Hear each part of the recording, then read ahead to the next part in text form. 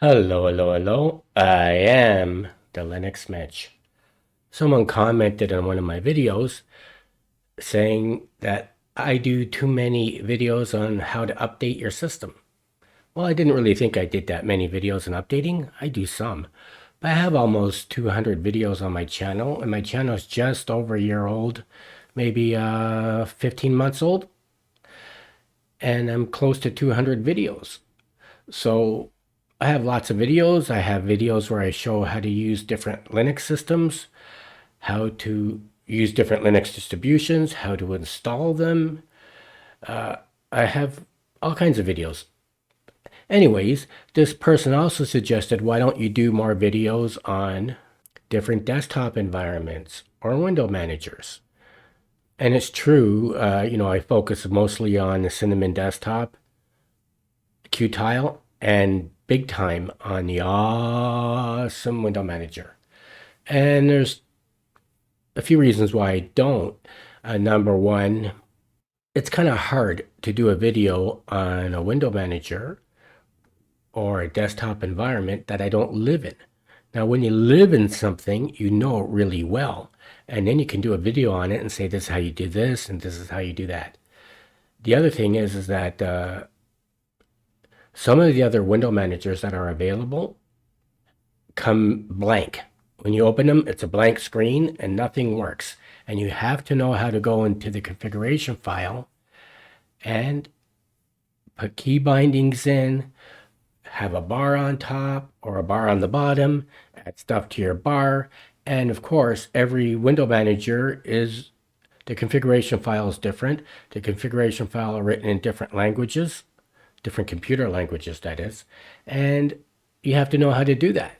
So that's why, because I know Awesome really well, and Qtile, and I have my own configuration for Awesome and Qtile that I spent lots of time on several years ago making them. And of course, because Cinnamon is user friendly, and I lived in Cinnamon for 6 months or a year, maybe a year. I lived in Cinnamon, then it's easy for me to do that. Anyways, I got on too long.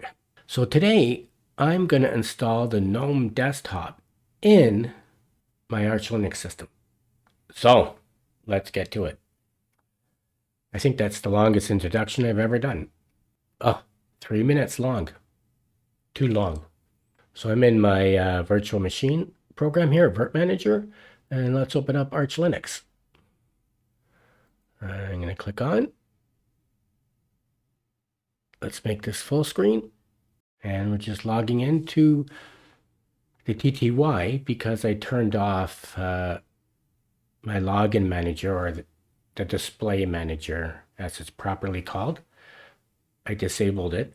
So I'm just logging into the TTY. Let's put my name in. Let's put my password in. And let's do an HTOP just for the heck of it. And we're running at 85 megabytes. Oh, it's gone up. We're running at 86 megabytes of RAM.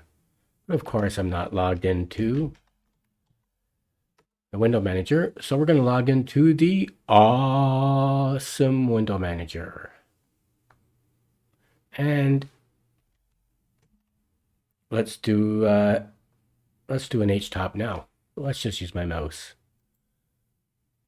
HTOP. So now we're at 182. So right now I'm logged into the awesome window manager and I'm running at 183 megabytes of RAM.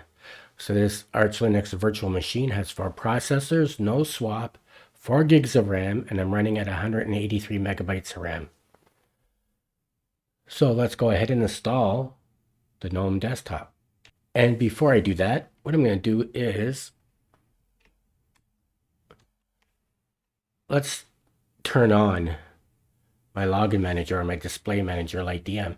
Because the thing is that if you're always going into the same window manager or the same desktop environment, logging in through the TTY is great. But if you're always jumping between different window managers and different desktop environments, switching back and forth, then it gets to be a hassle, and it's better to use a display manager or as I like to call it, and as it should be called, a login manager. So I'm going to turn on LightDM. So I'm going to do sudo system control, and I spelled that wrong. Enable LightDM. Let's hit enter. Oh, I gotta put my password in. Okay, so now the next time I reboot, LightDM is gonna log into LightDM. Now let's do sudo pacman s gnome. I don't know if that's the right way to do it. Oh, the default is all. Okay, let's install it. Let's hit enter again. Wow, it's installing a lot of packages. 177 packages. Now, some of these things are already installed. It's just going to reinstall them. Like I have GNOME calculators already installed. I have GNOME system monitors already installed. And Gnome Disks is already installed. So those ones that are already installed, it's just going to reinstall them. And it's going pretty fast, but there's a lot of packages to install, 184.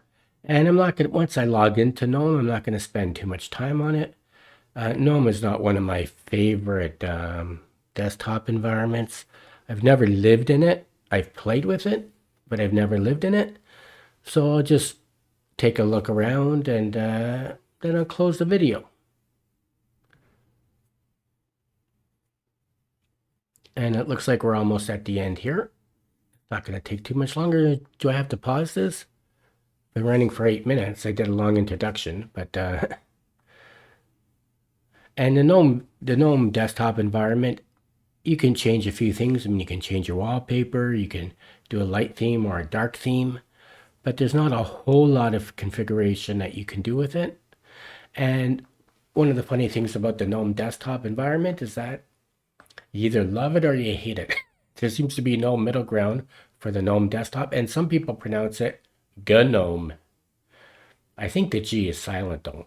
And there we are. That didn't take long, and I didn't even pause the video on that. So that was a lot of packages. So let's go to, let's just do a reboot. Okay, because I want to reboot into LightDM, my login manager, or the display manager as it's probably called. And it's just going to take a few seconds to boot up. I'm not going to pause the video today. Let's just run through and see how long these things take. And here we are. We're at LightDM. And I'm going to click on this. Ooh, we got GNOME. I don't know why GNOME is duplicated here. Why GNOME and GNOME Classic. I know what GNOME Classic is. Let's just do GNOME.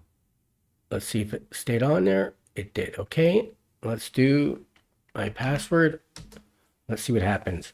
There's a GNOME Classic, which is lighter than GNOME, and it's an older version of GNOME that they revitalized. That older version of GNOME, I think it went away for several years, and then it came back, and they revitalized it, and they called it GNOME Classic. So welcome to GNOME 45. Do you want to learn more and take a tour? I'm going to say no. So this is GNOME. And let's click it on. And, oh, so my display is off. So let's go to, oh, so you just right click here. Let's go to display settings. And let's just change this to 1360 by 768 is the one that I use for my virtual machines. Keep the changes. That was easy enough to do. So it is new user friendly. And like I said, some people love GNOME, and this is pretty dark. I'm going to change this. Let's go down to up here. Let's change this. Oh, that's better. So as you can see, your bar is at the top. You can see my clock is at the top. So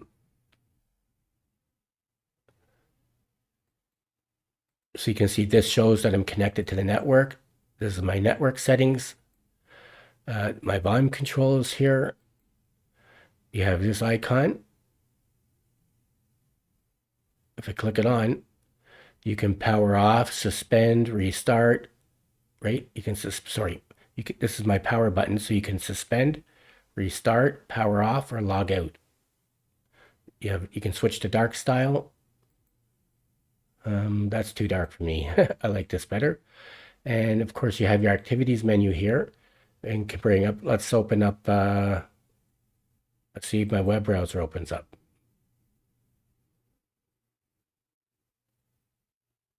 And this is some Gnome, a web browser that comes with Gnome. Anyways, let's go back to activities. Let's bring up my file manager. Let's see what file manager. Now, see, it doesn't look too bad, but let's go back to dark style. Oh, there we go. Well, that's really easy to do. I really like the way their dark style works. I think it's Thuner. Oh, here it is, about files. Okay, so we're going to go click on this and about files. It's called files. It's files, the GNOME project 45.2.1. Anyways, but Nemo is still installed. Let's close that and let's go to settings. Oh, let's go to change background because I don't like that wallpaper. Change background. So the wallpapers are split. Took me a while to figure this out. The wallpapers are split. And it shows if you're using a dark theme, like if you pick this wallpaper, if you use a dark theme, it's going to look like this. If you use a light theme, it's going to look like that. So the dark theme will make it orange. The light theme will make it blue. Let's try it. Okay. So now we're on a light theme. And if I click this on, change it to dark style, there you go. Okay, so now I understand what the papers are doing. So that's why, now I understand. So these wallpapers are split. If you choose one of these wallpapers, that's going to be the dark theme. That's going to be the light theme. Dark theme, light theme. So the dark theme will be blue. The light theme will be orange. So let's change it to dark style. Okay, there we go. Okay, that makes sense. So if we open up this activities menu, and right now we're in settings. So you can see you have all your settings here, your network, your Bluetooth, your appearance, notifications, multitasking, privacy, sound, keyboard, settings, printers. I don't have a printer at home, so your displays. That's where I changed the setting. Color, accessibility, users. You can see Mensch, and there's my password. I guess I could change my password here. Automatic login is off. Default apps, date and time. You could change your date and time, adjust your date and time here, and so forth. And that's where the settings are. And let's close that. Now, how did I get into the settings? Let's right click. Oh, so if you just right click, here's the settings right here. This is not bad. I kind of like this, to tell you the truth. I never did like the GNOME. Like I said, GNOME is one of those things that the Linux crowd either loves or hates. There's no middle ground. But I kind of like this. Now, it's a bit heavy on the RAM. I forgot to go into there. So now if you want to get to your programs, your other programs, what you could do is click on this little icon up here. Then click on this grid where it says show apps. And there's my apps. And you can see there's 3 pages. You see these little notches here? There's 3 pages of apps. So what I'm going to do is go to the middle one, and I see HTOP is there. Let's click it on. And of course, it's not using Xterm. You can hardly read that. Oh boy. I do believe this is the GNOME terminal. So what I'm going to do is, let's go back.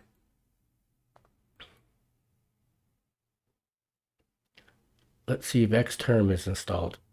Well, I know Xterm is installed because I installed it. But is it going to show up in the menu? There's Xterm. Let's open up Xterm. There it is. Now we're in Xterm. Let's make it larger. Let's do HTOP. And let's make it one smaller. Okay, so there. So now we're in Xterm, and I opened up HTOP, and we're running at a gig. So GNOME has always been known to use more RAM than other desktop environments, and for sure more than a window manager. But hey, there was times when I installed GNOME, and it was using, and I just played with it. I've never lived in GNOME, but there was times when I played with it, and it was using about 1.3 gigabytes of RAM. So let's close that. So this is GNOME. And you have your different workspaces here. It has two. And let's open up the apps. And let's open up Firefox. And you know what? I kind of like this. And it's well known that you can't make a whole lot of changes in GNOME. There's a few changes you can make, but not a whole lot. And now we're in Firefox. And what I'm going to do is, let's log out. That takes us back to settings too. There's quite a few different ways to get into your settings. Let's hit this power button here so we can suspend, restart, power off, and log out. Let's log out. Log out. And now I'm going to go up to the menu up here. And let's go into GNOME Classic.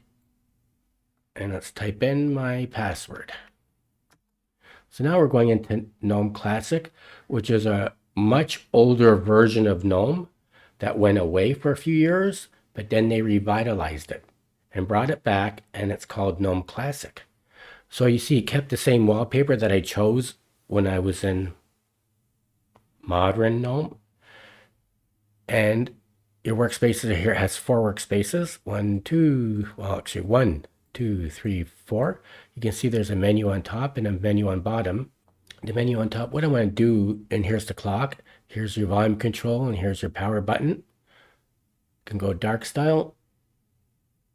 Well, actually, I think that's light style. Anyways, this GNOME Classic, it's a lot like Mate, or actually I should say Mate is like the GNOME Classic. So this GNOME Classic used to be a very popular desktop environment, and what ended up happening is the Mate, it morphed into Mate, or the developers who developed Mate, they took this and they made Mate, because the modern version of Mate is almost exactly the same as this. Well, not exactly, but the modern version of Mate, and maybe I'll do a video on that as well.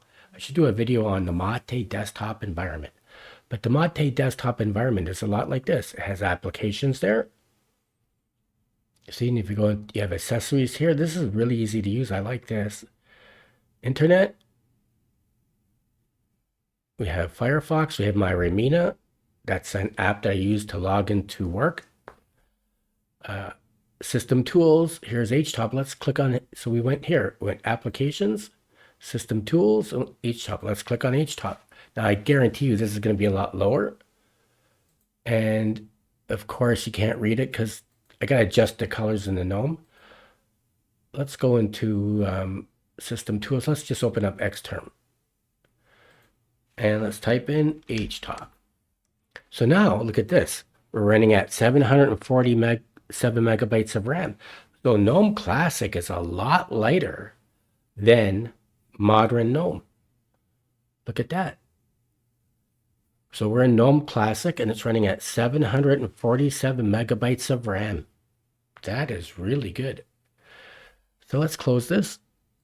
So now we have places here as well. We have home, documents. Oh, this is my file manager. Okay. Let's close that. So we have places, computer, browse network, and applications. And I do like this application menu. It has favorites, accessories, clocks, extensions, Nemo, text editor, weather.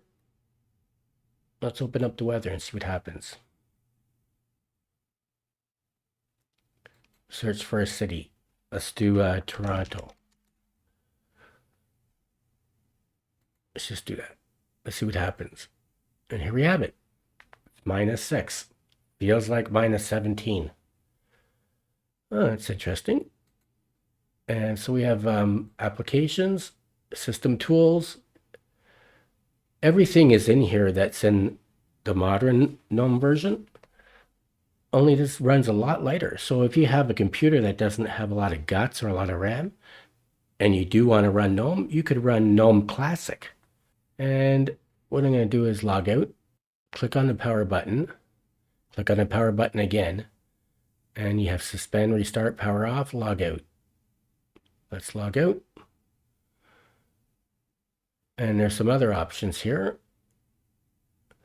There's Wayland, there's GNOME on Wayland. I don't have Wayland installed. There's my Qtile, of course, am I awesome.